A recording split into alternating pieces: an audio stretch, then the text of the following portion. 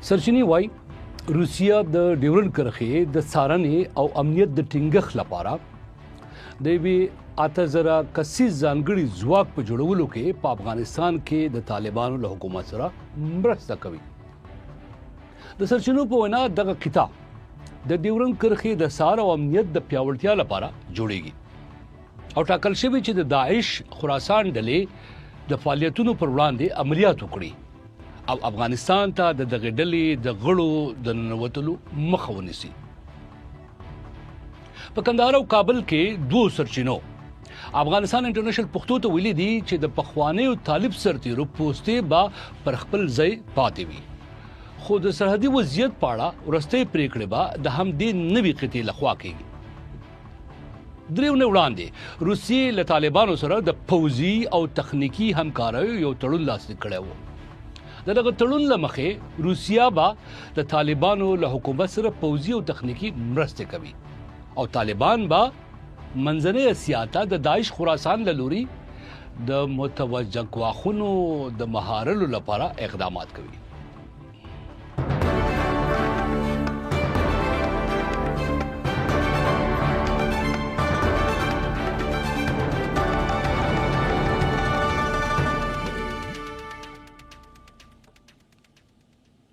سړي بشي زه رحمان بنرایم دا سپړنه ده. نن په خبرونه کې په دغه مهمه موضوع د مهمو ملمنو سره بحث کوو، خو لومړی د همکار روح الله نیازي رپورټ. د ډیورنډ کرښې امنیت لپاره د طالبانو نوې هڅې. د طالبانو مشر ملا هبت الله اخونزاده د ډیورنډ کرښې د څار او امنیت ساتنې لپاره د یوې 8000 کسیزې ځانګړې قطعې د جوړولو امر ورکړی دی. یو شمیر سرچینو افغانستان انټرنیشنل ته ویلي چې د هبتي قطعې په نوم د 8000 کسیز ځانګړي ځواک د جوړېدو بهیر پیل شوی دی چې موخه یې د داعش پر ضد عملیاتو او د ډیورنډ کرښې د امنیت ټینګښت دی. د افغانستان انټرنیشنل د سرچینو په وینا چې د دې قطعې مرسته، روزنه او پوځي تجهیزات به روسیه ورکوي. همدارنګه ویل کېږي چې د ځواک ته به پرمختللې وسلې، د شپې لید تجهیزات، پوځي وسایط، چورلکې او د څار لپاره ډرونونه هم په واک کې ورکړل شي. د سرچینو په وینا د ځانګړي قطعه به د طالبانو له رسمي امنیتي جوړښتونو جلا فعالیت کوي او یوازې د طالبانو مشر هبت الله اخونزاده مستقیمو امرونو ته به ځواب ویونکي وي. ویل کېږي چې د دې ځواک 4000 کسان د مهال د کندهار په ژیړۍ ولسوالۍ کې ځای پر ځای شوي دي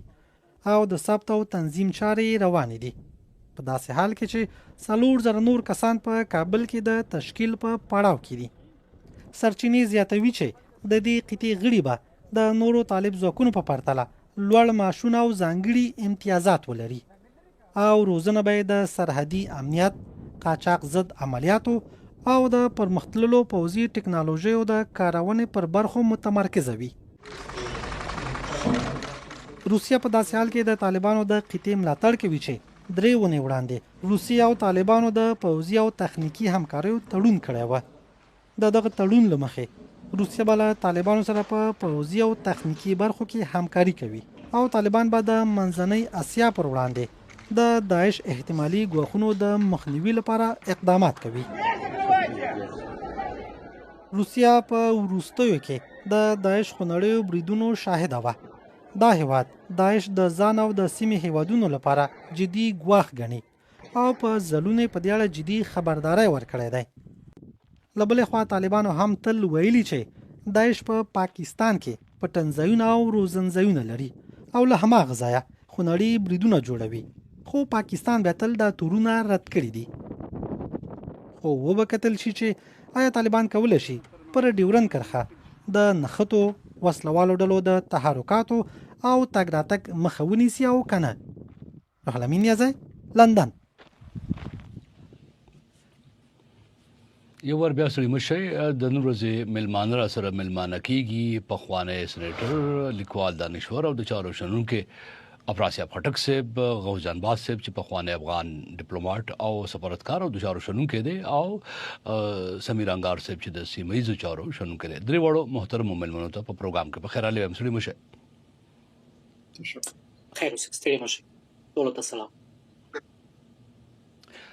خټک صاحب محترم په منځني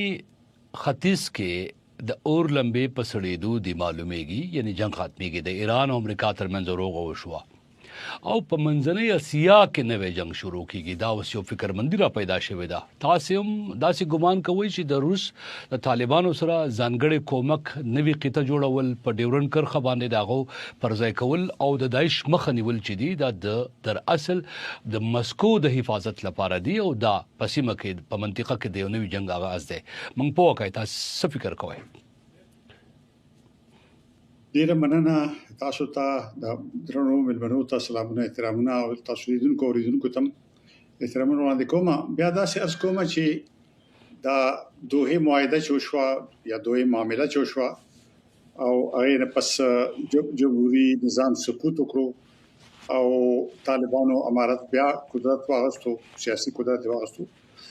دا د شکاري چې د لوی لوبي یو نوې مرحله ده لوی لوبه ختم شوه نه ده تش په نوم لوی لوبه چې اور قدرتونو ترمنځ ټول شرمه پیړۍ کې ادامه کړې دا جاری پاتې شوې ده دا چې پدې کې دا لیدل ګران نه دي چې دا ځنې خلک خو ځنې لوبغاړي خو په خواني طالبان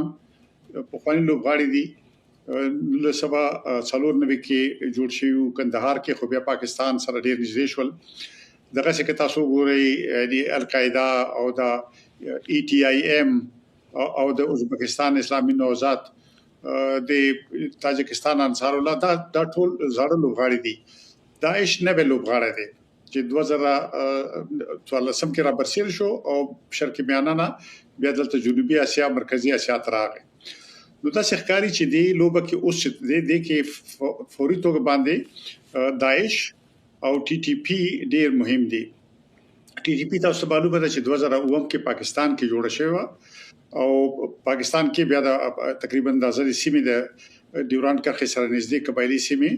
د ته په واک کې ورکړې شوې او د الته کې د افغان طالبانو قربانو چې هغه د الته جګړه کوله افغانستان کې او بیا هغه نه علاوه تاسو ته معلومه ده چې کله چې جمهوریت حکومت سقوط وکړ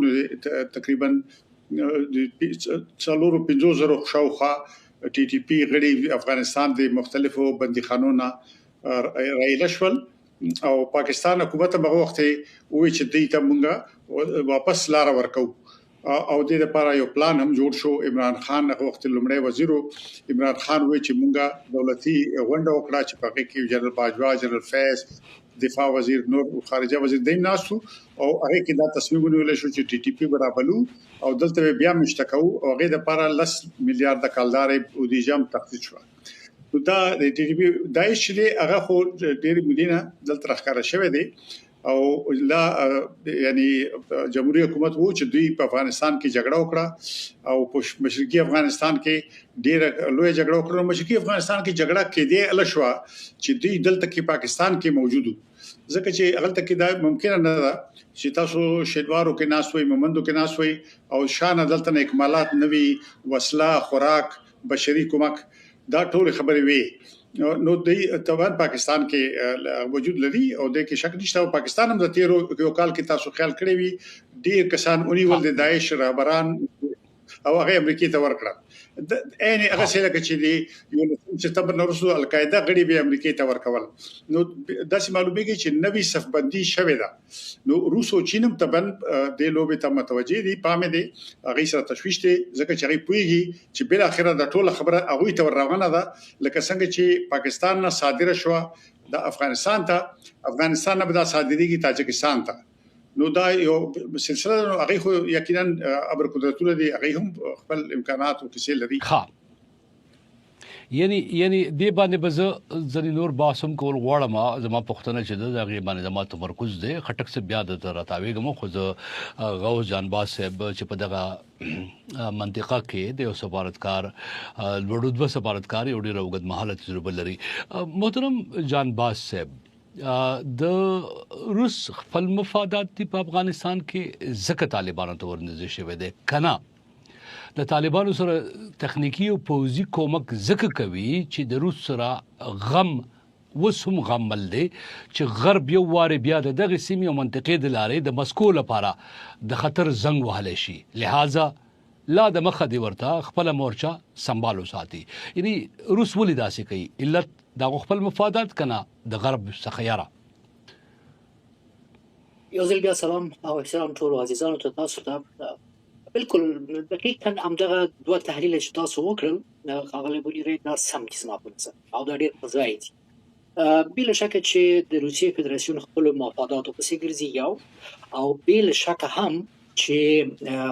د روسیې فدراسیون په هغه وضعیت کې چې اوس په شرقي اروپا کې واقع شوی دی تاسو وینئ فشار دغه فلانک یا دا زاویه دا مسیر نه غواړي چې د کنټرول نه ووځي او د مدیریت نه خارج نو د دې کبله یوه ستراتیژي تعریف کړې ده چې هغه ستراتیژي په څو اجزاو کې په لاندې ډول کېدای شي چې توضیح او تشریح شي د یوې خوا د افغانستان او د افغانستان د شاوخوا وضعیت باید د سیمې د هیوادونو لخوا مدیریت شي هیڅ نوع اډې او نظامی مداخله د غیر منطقوي هیوادو څخه باید دلته نه اوسېږي دریم دا چې هر هغه کار چې کېږي دغه منطقي هیوادونه په هغه په ټول شمول هغه ډله ییز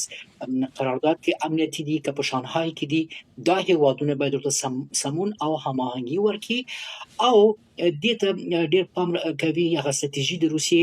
چې ټیکاو او امنیت په افغانستان کې چې مستقیما ګواښ د منځنۍ اسیا ته بیا د منځنۍ اسیا نه روسیې ته دغه ټیکاو او امنیت باید دلته وساتل شي چې هغه کې بیا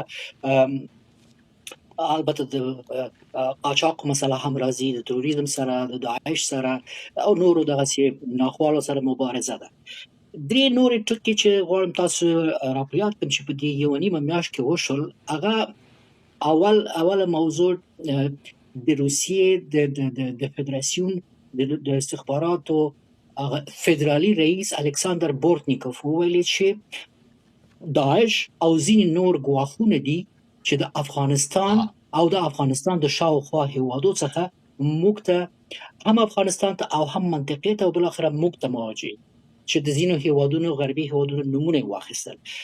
وروسته د سرګي شویګو چې د روسیې د امنیت شورا منشي دی هغې وویل چې موږ اوس داسې یو پړاو ته اوسني حاکمانو د افغانستان ته رسېدلي یو چې غواړو دوی سره یو مشارکت جامع مشارکت ایجاد کړو وروسته د هغې نه تاسو ولیدل چې ملا یعقوب چې د اوسني حاکمانو دفاع وزیر دی لاړ مسکو ته او هلته یو نظامي تخنیکي هوکړه امضا کړه د هغې په رڼا کې تاسو ولیدل چې یو سلسله تحرکات وشول او اوس هم چې دغه خبره رامنځته شوې ګرچې د پرون راهیسې چې دا مسله رامنځته شوې ده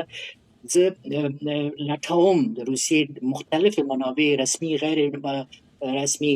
ارتباطات چې پاتې دي خو ما داسې کوم سند پیدا نه کړ رسمي البته چې هغه مسله چې اوس د یوې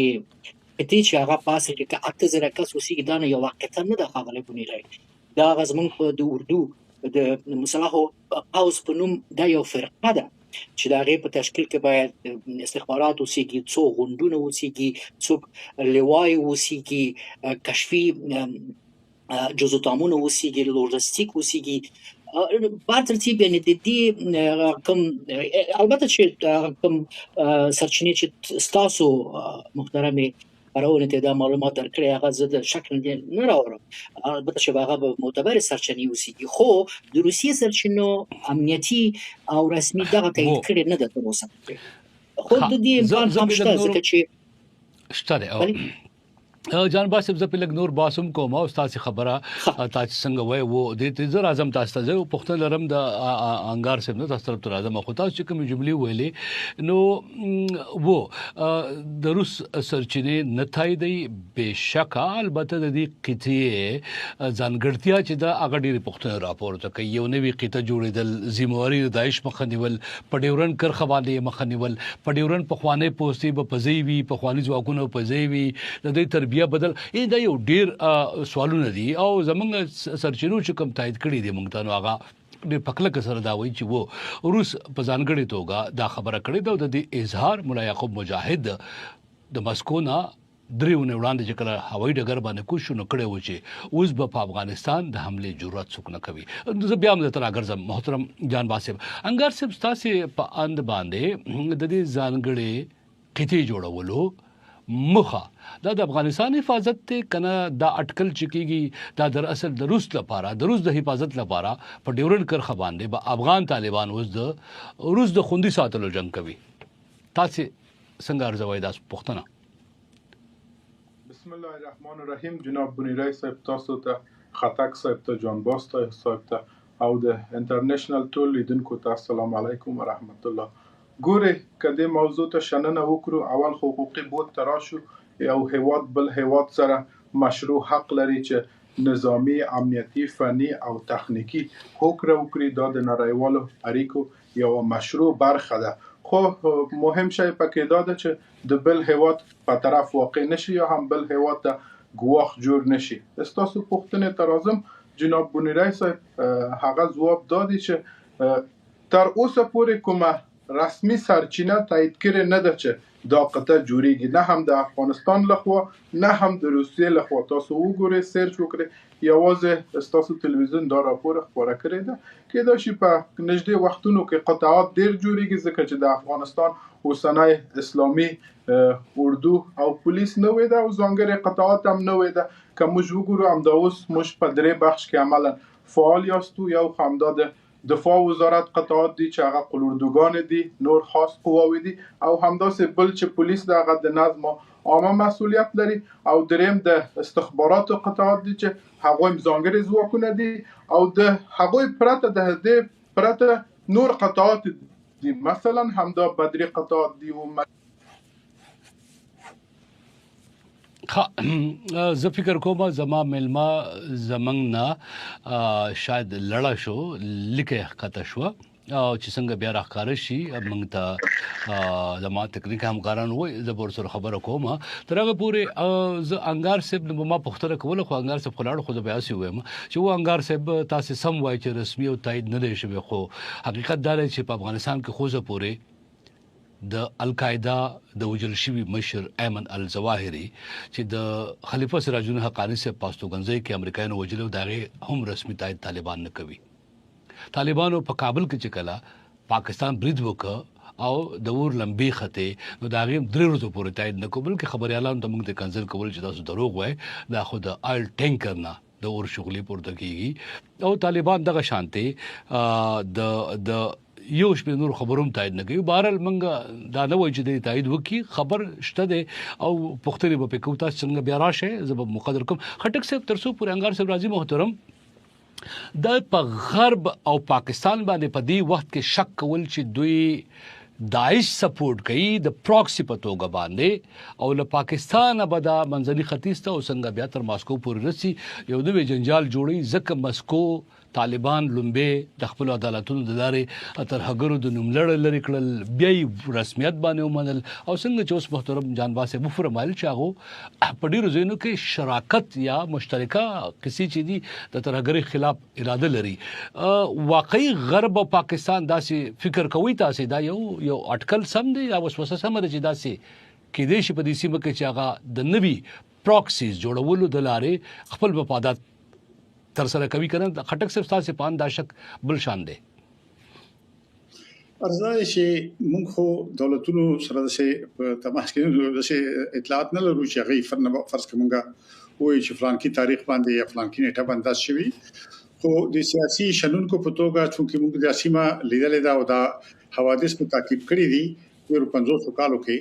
نو هغه پرانا کې چې سره وګوري نو داعش خدای تشتا او د داعش چې کوم تاسو ګوري یعنی که حمله کړې دي افغانستان کې بریدونه کړې دي نو روسي او چینایي افراد په نخښه کړې دي. پاکستان کې چې کړې دي هم چینایانو باندې حمله کړې دي او روسیان خو خیر دلته دمرشتنه روسي ګټي پاکستان کې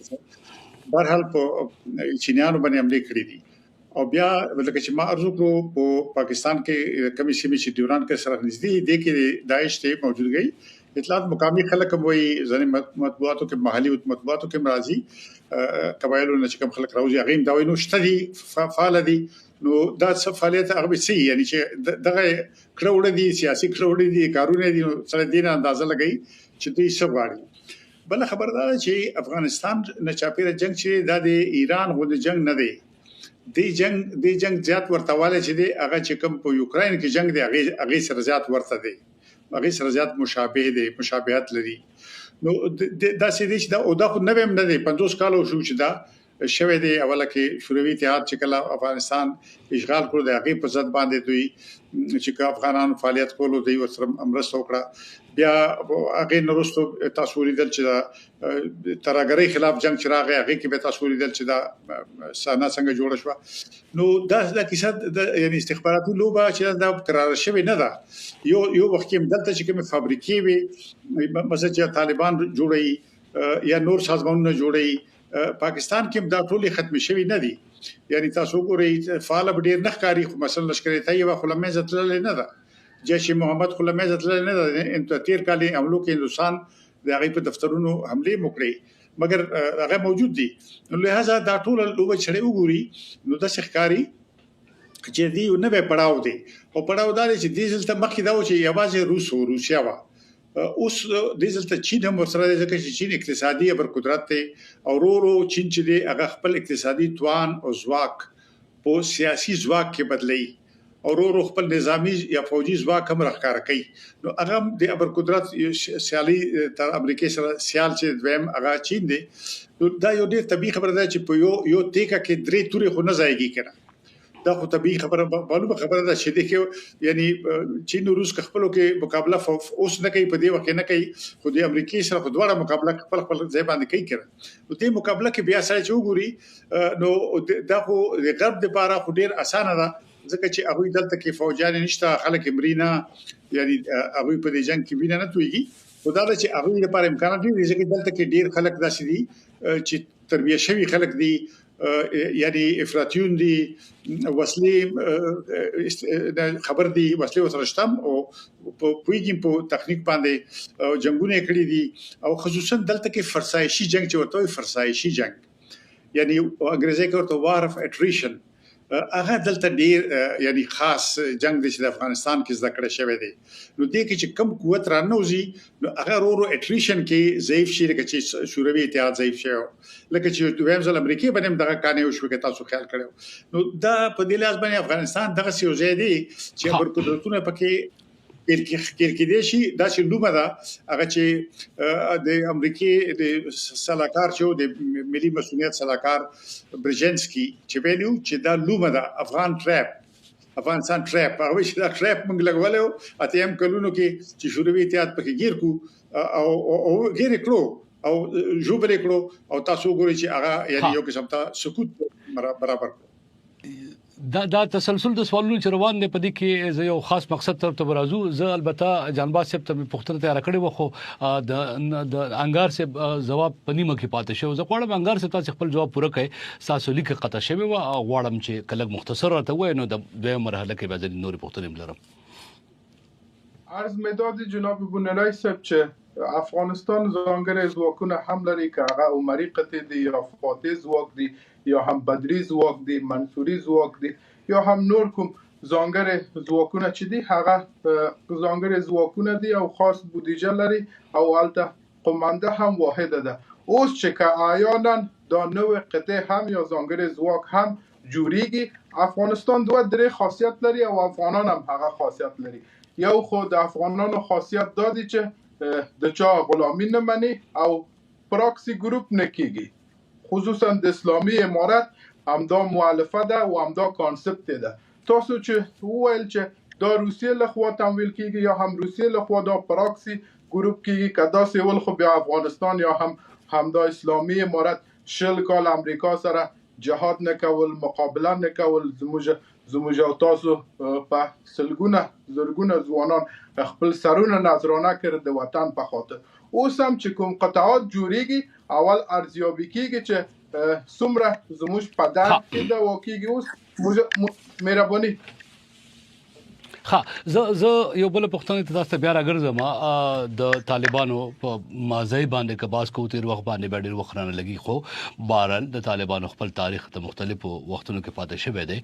خپل د افغانستان خلاف جنگېدلې دي د افغانستان د واکمنو خلاف جنگېدلې دي او د بل پلم سره جنگېدلې دي خو بهرحال د بل مرحله کې په باسو کو محترم جانباز صاحب طالبانو څنګه چې اوس مو ویل په طالبانو په خوام د اعتراض وو او اوس په ځینې خلک د اعتراض لري چې دوی خو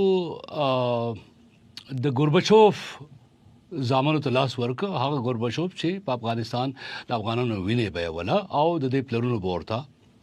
سره کافر ویل او اوس ورته د زامنان غاړې ورکړي ماته بلکې دا رايات شو زه تاسو ویم چې په دې کله چې پاکستان تیر کال حمله وکړي نو د پاکستان د یو مذهبي ګوند جماعت اسلامي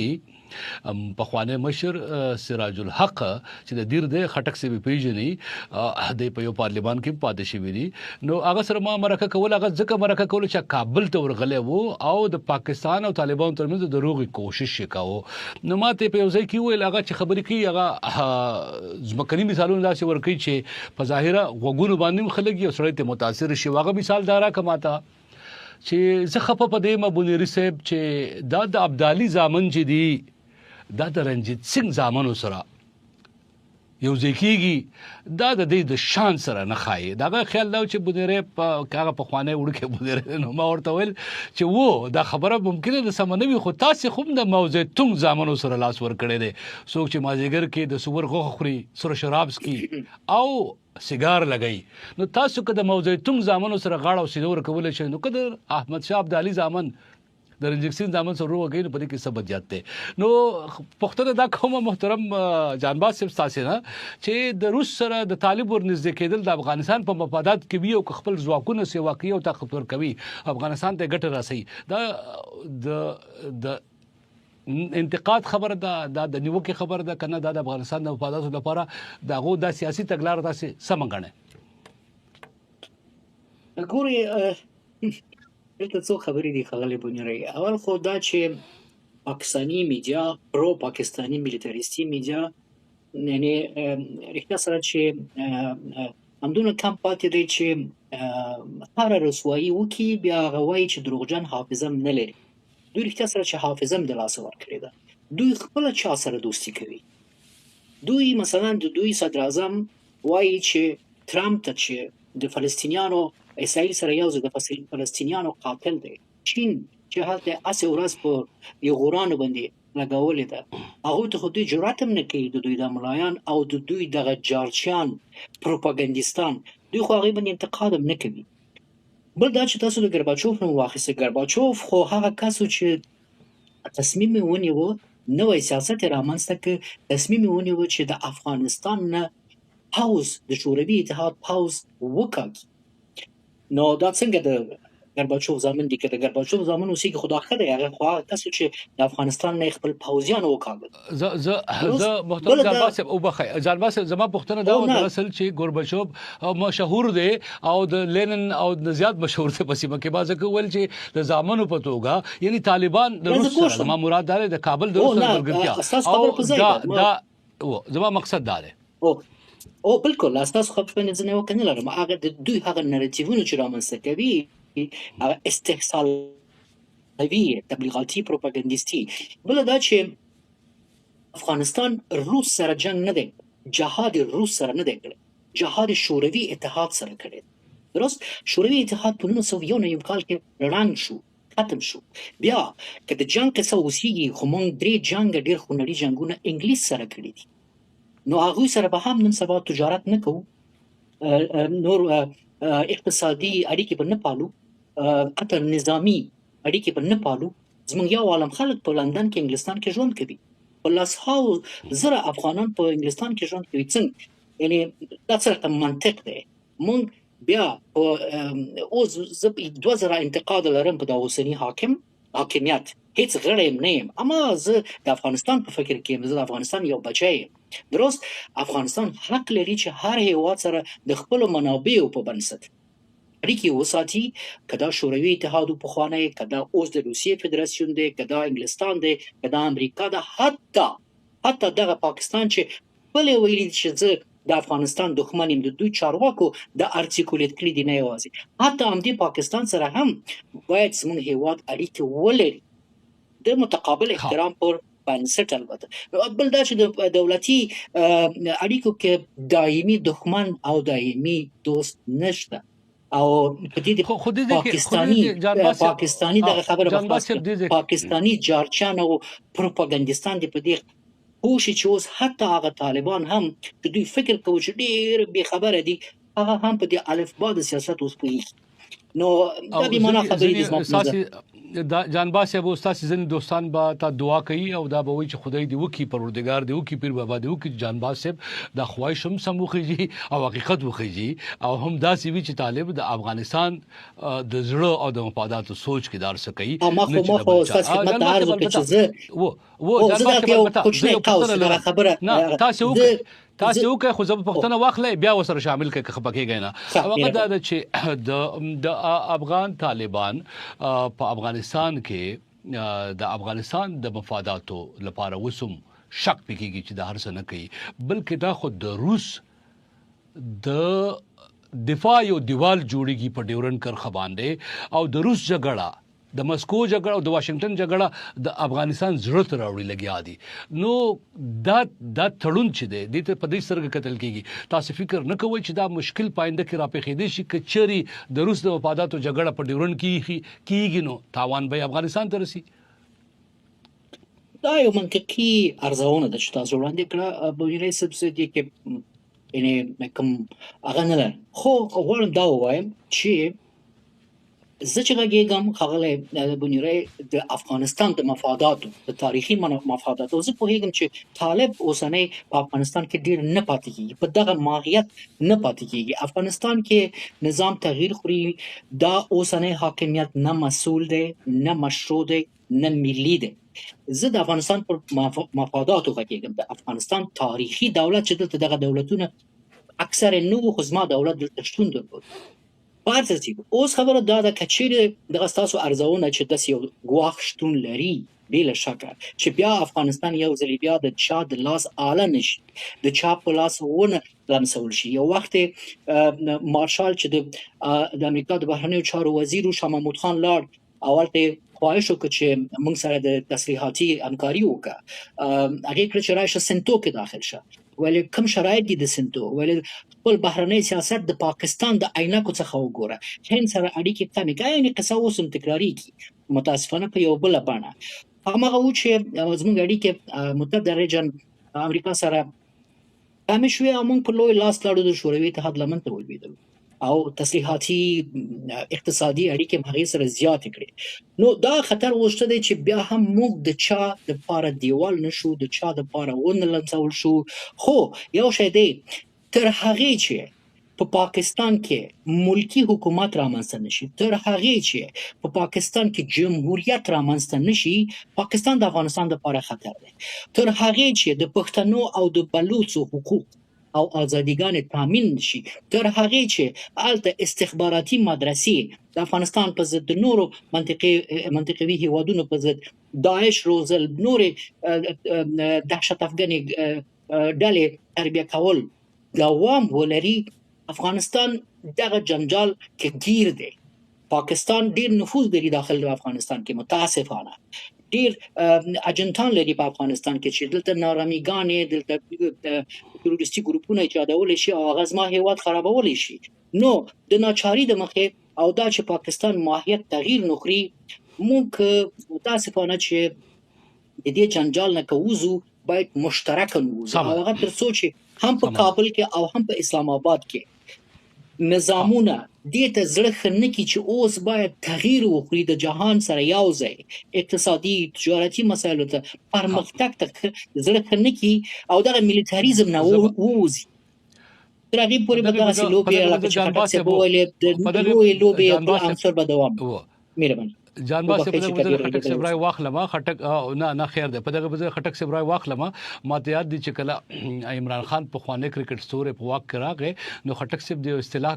په شروع کې کاروله او ما به تاسو کو چې خټک سب داسې ولې وای د بویل چې د هایبرډ رژیم دی او هایبرډ رژیم به موږ ته داسې تشریح کوو چې د ګاډي په سټرینګ چې دی په مخ کې سیټ کې خو دغه چې دی ناس عمران خان دی خو د دې کلچ ګیر او بریک او د دې واک چې دی شاته په سیټ کې سره بل سره ناس ته پوزي هغه قابو کوي د خیال دی لکه یو ماشوم چې گاډي تناسوي او په ریموټ چلای دا خیال دی ز چلوم نو البته اوس خټک سب دی بل اکثر کې پختره دی کوم چې اوس خدا ښکاری چې د پاکستان کې په خاغه هینو بسونه چلیدل نو دا ښکاری چې وسنی واکمنان په گاډي کې دنم نه ناز د بس په چت ناشتي لاندې پټول بس چې دیغه پوزیانو را نیولې دی خلک لګ شي بکه پته دا پښتنه وکما انګار سپ تاسو نه پښتنه البته د نمخ کې لرم تاسو نه بیا بزراشم خټک سپ دا د طالبانو روس سره نزدېکیت او انډیوالي پاغه ما پښتنه وکړل واغه د نړیوالو قوانینو تر مخه د افغانانو د مفادات افغانستان د مفادات لمخه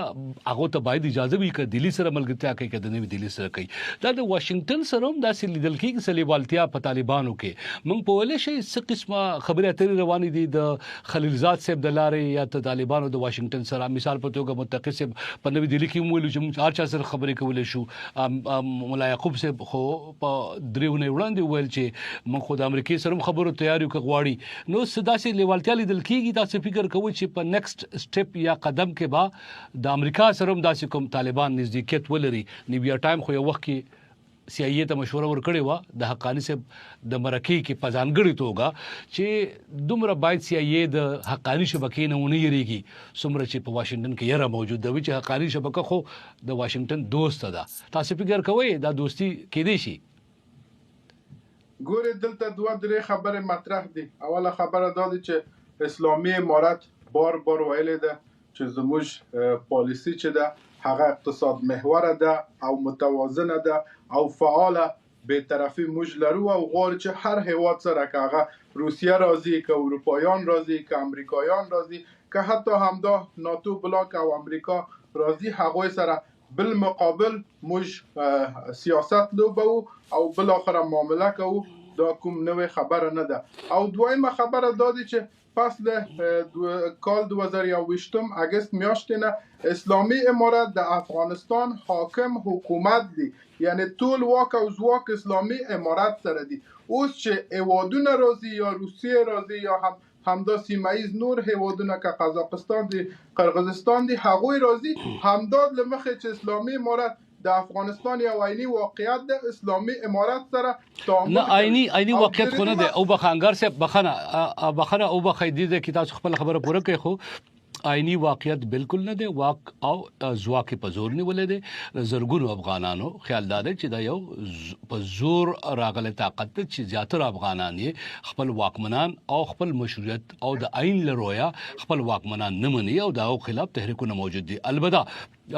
ستاسي پان باندې د افغانستان وسنۍ واکمنۍ د غو سره د پدی باندې سو کې اعتراض نه لري خو بهرال د مخالفینو خیال دار چې دا عیني واکمنان نه دي په زور راغلي واکمنان دي او بخیدا خپل پوره خبره پوره کوي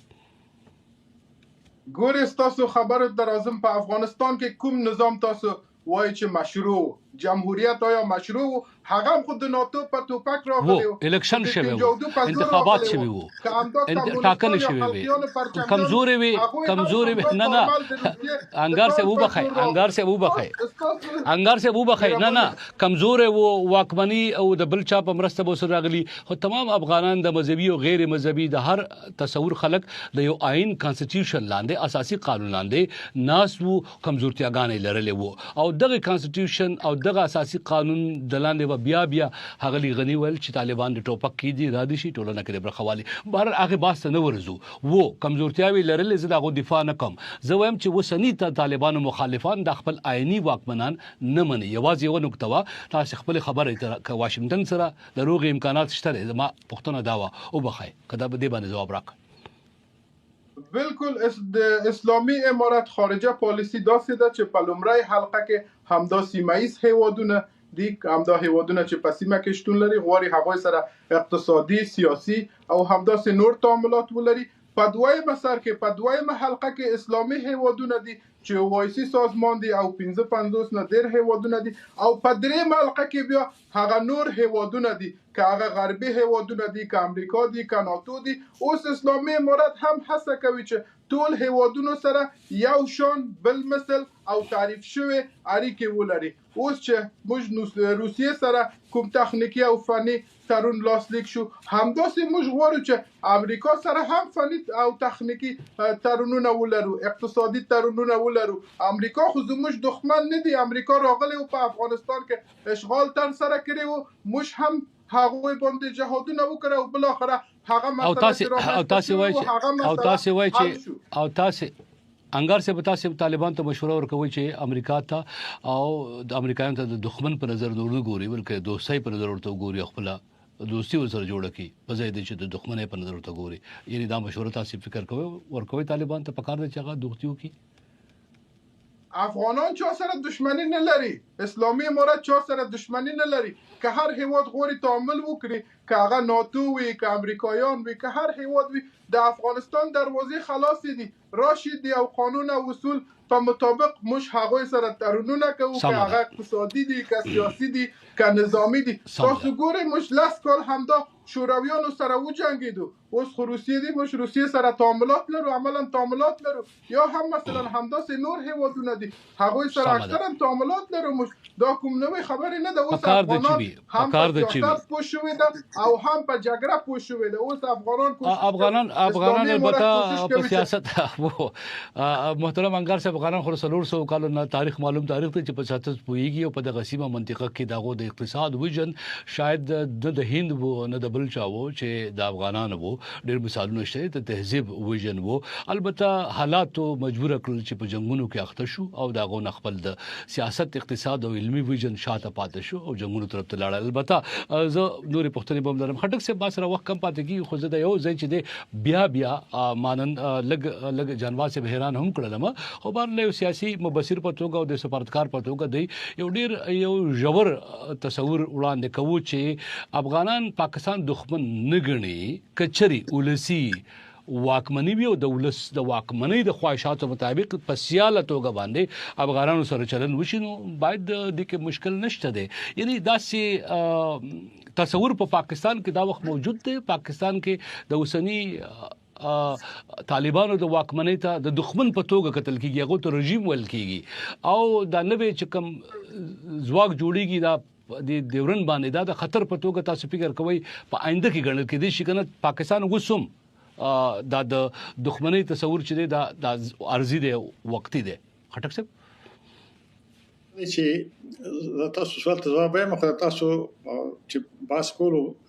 نو دا تاسو دا عیني باندې چې بحث وکړه هغه چې کومه زه چې پوهیږم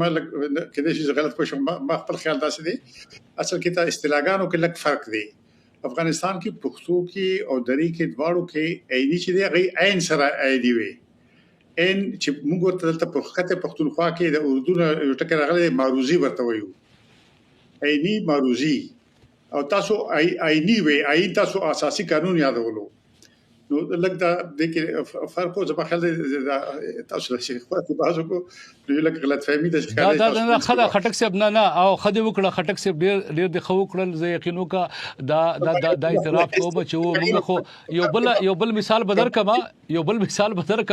د افغانستان د کرکټ بورډ رئیس سره ما مرکه کوله، نو هغه د پاکستان اصطلاحات اوس په مزغو کې چې په ځای کې پراته دي راوځي وخت په وخت قسم زه کوشش کوم چې راونه وځي خو په غلطۍ سره وزي. نو ما ورته ول چې د ریاست ذمہواری صدا په افغانستان کې ریاست په افغانستان کې ادارو ته ویل کیږي او په پاکستان کې موږ حکومت چې کم یو نظام د ډانچه دغه ته ریاست وایي. مرکه چې خاصه شو هغه د بنیر څخه پدره پختنه ظلم وبوي شوی. نو ما دا مشکل شته دی، مشکل دا شته دی او کوشش وکړو چې پاینده کې محتاط پاتې شو. خټک سے مهرباني ارزاده چې پاکستان اصل کې افغانستان باره کې یو دوه خبرې دي. پاکستان سیاست کې یو دا دی چې پاکستان خپل سیاست نه لري. افغانستان باره کې هیڅ یو ګنټم پاکستان سیاست خپل نه دی ساتلی 1350 کالو کې. پاکستان سیاست د لری ځکه جوړیږي او دې په عمل کوي. د هیڅ خپل سیاست نه لري. افغانستان به خپل سیاست لري وخت به افغانستان سره دی جوړ جوړغلی افغانستان پاکستان منځ کې زده هیڅ مثلا نه وینم چې د جنگونو کې یا یو بل سره پاکستان یو اول خبر ده. دویمه خبر ده چې بیا پاکستان غلري ولا سیاست چې هغه خلکو سیاست هغه کوي ورسره خپل هم د خیال دی چې افغانستان باندې غلبه غواړي. هغه د خیال دی چې اوس پسند طالبان حکومت هغه ممکن نه ولې دی چې موږ امر کوو دی څنګه نه مني. هغه د سیم د حکومت ساتي چې د اوامر یعنی احکامات ورته اوامر وایي موږ دلته ورته احکامات وایي. نو هغه وایي چې اوامر ولې نه عملي کیږي. نو دا خبره مشتانه پاکستان کې ما ته نه ښکاري چې نږدې وخت کې د سیسه امکان شته او لکه چې جانباز سه په خبره سم وکړه چې پاکستان کې اوس خو د چکم ملکی حکومت یا سیول حکومت وو هغه هم ختم شوه دی. اوس اساسي قانون یا آئین پاکستان کې چې هغه منځلار دي شپږشتم او وشتم ترمیم آئین چې دی هغه ختم کړی دی. او پاکستان کې اوس غیر اعلانیه نظامی قانون دی، نظامی دیکتاتوري ده، مارشل لا چې ورته انګریزي کې وایي هغه پاکستان کې نافذ ده. لہذا ټول واک اختیار چې دی هغه یعنی جنرالانو سره دی. جنرال واقعي ده کله په ساده ټکو جنرال واقعي پاکستان جنرال واقعي لاندې ژوند کوي. لہذا پاکستان د ډېرو خبرو په وجه چې یو د سیاست بار ناراضي بل جنرال واقعي ده. نو ماته ډېر کم امکان خاري چې دوی افغانستان سره جوړ کولای شي ځکه چې د الله ولا خلک هم کنه هغه په لوی لوبه کوي او لوبه کې پاکستان په ذریعہ وکړي او ځکه ماته د خیر او دا نوی هیبتي قطه چې د او دا نوی هیبتي قطه چې د خطر یا ترټ په توګه پاکستان کې قتل کېدی شي. نه کومه د څه خبره کنه چې پس کا 8000 کسانو فرقه وو چې خطر وو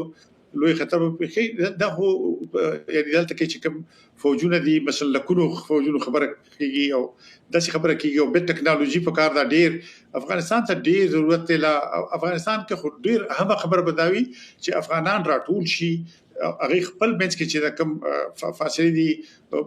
مثلا خصوص سوال چې فرض کې اقتصاد محور سیاست دی نو نیم آبادی مثلا افغانستان 100 میلیونه دی نو د نوې سیاست سره چې خزه وېستي نو دا 40 میلیونه او 100 میلیونه پاتې شو. نو د افغانستان نفوس عملاً اقتصاد چې دی کې 100 میلیونه خلک کار کوي. دې خبرونه چې لګراوځي او دې نه علاوه چې یعنی چې غیر طالب افغان دی هغه یعنی چرته یا جرګه لوی جرګه یا انتخاب یا سب ذریعہ باندې چې داخل یعنی افغانان چې راټول شي خپل ته بیا افغانستان کې یو تاریخي قوت شته. افغانستان یو لوی ملت دی. خټک سے په طالبانو باندې خو شک کوي او ځینی افغانان چې هغه د طالبانو منونکي نه دي هغه چې دا وسوم د پاکستان لاسپوسی دی هغه د افغانیت په طلبانه نه تلل غواړي. تاسو فکر کوئ دغه افغانانو ته هم د طالبانو سره هم تفاهم پکار دی او دا سندي کول پکار هغه افغانان غنل پکار دی او باید د دې شک نه وس راوځي چې ارزه بنوري شه اصل کې د سې چې وای چې دا غز د میدان کنه سره وای چې راځي چې تل راوخلو نو پته بوله کې کنه چې تاسو ورته فرض کا طالبان وای چې موږ لوی جګړه کوو او ټول افغانان راټول وغه نه پښتنه کوو نو دا خو ډیره ورو خبره ده. د کې خو ځوګدان شویل چې دا یعنی پاکستان خو نه غواړي چې دا سوشي. پاکستان خو ګوره طالبان د دې لپاره دلته ساتلی یا التبیا بوتل هغه خدا خیال دی چې افغانستان کمزور کی مثلا د خزو د غنه وتل صحنه نه وتل چې دا د پاکستان په ګټه ده. پاکستان دا غواړي چې دا شي اگر چې په خپل وایي چې نه خو حقیقت کې پاکستان غواړي لکه چې افغانستان نه غواړي چې افغانستان قوي شي افغانستان سیالي کې سیال ملک شي.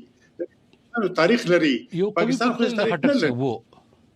او پاکستان دا غواړي خړ دی خو پښتون د غواړم جان باسب ته بلګزات وخور کم جان باسب د خټک سب دا خواهش دی د دې امکان ویني تاسو چې افغانان اول په خپل کې سره یوځای شي او دا ځکه یوځای کېدل مهم ګڼل کیږي چې کيوډل د ماسکو په خواهشاتو د افغانستان کې اړې ګړې جوړي بل د واشنگټن په خواهشاتو بل د اسلام آباد او بیجینګ په خواهشاتو نو افغانستان ته تاوان رسی دا وګ کوزول چې د امکان موجود دی په انتر دی د طالب چې اوس واکمنی ده او زور واکي ده په زور راغلي واکمنان دي تاسو یو ډیر افغانان نه مني یعنی د دې امکان تاسو وینئ دا ضرورت کوي نه نو د دې لار اولمبه قدم څنګه کېدای شي. ډیر اساسي پوښتنه ده کاغلی ونیلې به د امید خو نه کیږي به د هیله نه کیږي. اوس مثلا کاغلی انګار زه ډیر خوشاله یم چې دی وایي چې دا پخوانی رژیمونه چې په افغانستان کې وو د چیرته په سولې را دا په دې معنی ده چې یو چا ته ویلي وو ښاغلي بونیری چې دا رنګ دی ولې زیړ دی، هغې ویلې ستام پرون زیړ و. دا خو منطق نشو کنه. نو دغه خبیثه حلقه باید ماته شي. بالاخره مونږ افغانان باید دې سیاسي، تاریخي، تمدني درایت ته بالاخره ورسیږو چې خپل نظام، خپل راتلونکی د یو اجتماعي، ټولنیز، نوي سیاسي ټولنیز قرارداد په رڼا کې رامنځته کړو. دا شکیبایي، دا حوصله، دغه پوهه، دغه تجربه باید نور موږ ولرو. طالب د موسیقي، غیر طالب د موسیقي، ښځې دې ولې نه اوسیږي؟ دا چا ویلي دي چې 5 کاله ته زما خویندې میندې، ته کولی شي خپله ښځه خور بیخي کلوب کې په دې کوټه کې مې پرېږده. زما خور زما مېرمن سره څه غرض لري؟ ستا یې څه کنه. یعنې دا خو هېڅ منطق نه مني. هغه په هغه لاره چې دوی روان دي دا افغاني پښتني لاره نه ده، دا د افغانستان د تباهي لاره ده. خو که دا درایت موږ پیدا نه کړو، نو ما څخه دا سوچ پیدا کیږي چې دا خلک هم چېرته پخبنده ده. ځکه چې څوک غواړي چې افغانستان ترقي ونه کړي، څوک غواړي چې د افغانستان ښځې، نجونې آینده ونه لري. په افغانستان کې ښځې ډاکټرې شي، انجینرې شي، ولې نه شي؟ قابلې شي. ولې زه باید لاړ شم پنجاب ته، هلته خپلې مېرمنې او خپل خور یې تداوي دپاره؟ ولې؟ دا فرمایش چا ورکړی دی؟ په کوم اسلامي هیواد کې داسې یو کار کیږي؟ د الجزایر نه، د المغرب نه تر المشرق، اندونیزیا او مالیزیا پورې داسې کوم رژیم شته دی اسلامي؟ کوم اسلامي هیواد، کوم اسلامي عالم دغه اوسنی حاکمیت د افغانستان منلی دی؟ ټولو رد کړی دی. دوی په خپل همغه د سرتنبګي اس باندې سپاره دي، قطع کېږي ترې نه. هله مونږ امنیت راوړی. وروره انګار صاحب، امنیت داسې نه کېږي وروره. زندان کې هم امنیت دی، چای درکوي سهار غرمه د چکر ته بیایي، بیا ماښام هم درته ډوډۍ درکوي، امنیت دی. تا دغه حالت چې رامنځته کړی دی داسې نه کېږي، داسې په 21مې پېړۍ کې نه کېږي. بل دا چې که دا قطعې بالفرض ګورئ بونیری صاحب، اوس 10 ثانیې کې راغونډ کې یو دقیقه به زه انګار صاحب ته ورکوم. 10 ثانیې کې راغونډ کې یو دقیقه به زه انګار صاحب ته اخره کې ورکوم. مهرباني. تشکر ژوندی اوسه. انګار صاحب طالب لوی جرګه باید راغواړي. دا غوښتنه تاسو کول غواړئ له طالبه چې که شمالي دی، که مغربي دی، که ختیځ دی، او افغان که د خپل حق ژوند غواړي، تاسو غوښتنه کوئ چې لوی جرګه دې راغواړي، پاکي دا پریکړه وشي. یو دقیقه. ګوره جناب بونیری صاحب، اسلامي امارت برنامه هم لري او ترتیب و تنظیم هم روان دي. ان شاء الله دا د انجونو خوانځي او پوهنځي مسله هم تاسو باور ولرئ چې په همدې نږدې وختونو کې لوی جرګه باید وشي. هغه لوی اجتماع د افغانانو کیږي، تاسو باور ولرئ په نږدې وختونو کې کیږي. دا کوم اختلافي مسایل چې دي زموږ او تاسو ترمنځ دا اختلافي د افغانانو د مولیانو یوازې خپلو کې ټول افغانانو، ما خو شرقي، مغربي، شمالي ټول یاد کړل، د هر ژبې ویونکي، د هر فکر لرونکي ټول لوی جرګه مې یاد کړه.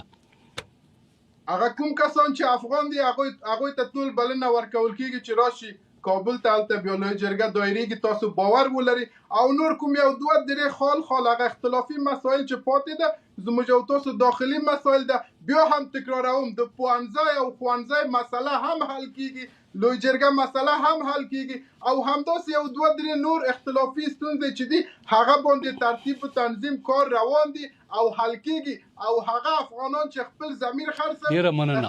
انګار صاحب وخت سره ختم شو. تشکر انګار صاحب، ژوندی اوسئ. تاسو دریز واغستل شو، ډیر تشکر. تاسو دریز واغستل شو، ژوندی اوسئ. محترم پراسیاب خټک صاحب ډیره مننه، ډیر نه وخت پورې مدر باندې پروګرام کې انتظار وکړ. جان باسم تاسو ډیره مننه، خپل خیال ساتئ چې ما سره ملګری شئ.